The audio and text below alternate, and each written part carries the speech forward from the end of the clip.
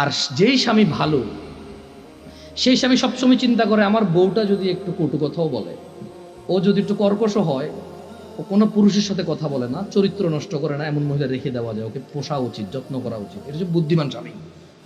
একজন বুদ্ধিমান পুরুষ কি করে, যখন ওর বউ চরিত্র ভালো থাকে, কি থাকে, যখন ওর বউর চরিত্র ভালো, মানে কোনো পুরুষের সাথে কথা বলে না, কোনো পুরুষের সাথে দেখা দেয় না, খালতো ভাই, মামতু ভাই, আড়াতো পাড়াতো, এসব ভাই ভাইটাই নাই, ক্লাসমেট, হ্যাঁ, এসব ভাইটাই নাই, কথা বলে না এগুলোর সাথে।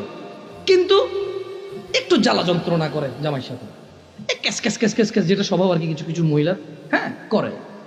এই সারাদিন এই নাই সেই নাই, কমপ্লেন আর কমপ্লেন। কিন্তু ঘরের ভিতরে কোথায় কোথায় একজন বুদ্ধিমান পুরুষ ওই মহিলাকে রেখে দেয়।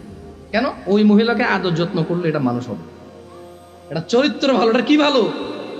চরিত্র ভালো।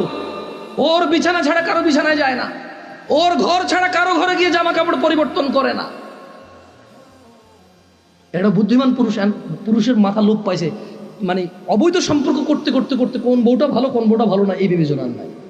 এখন রান্নার দোষ, বাপে ল্যাপ তোষক দেয় নাই সেই দোষ, এই কাঁঠালের দিনে কাঁঠাল দেয় নাই ওই দোষ। এখন বউর আর কোনো দোষ খুঁজে পায় না।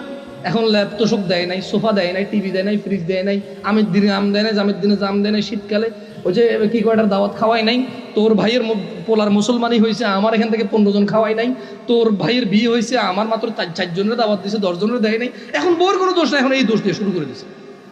জাহেল পুরুষ ভালো মেয়েদেরকে ওইভাবে সংসার নষ্ট করে।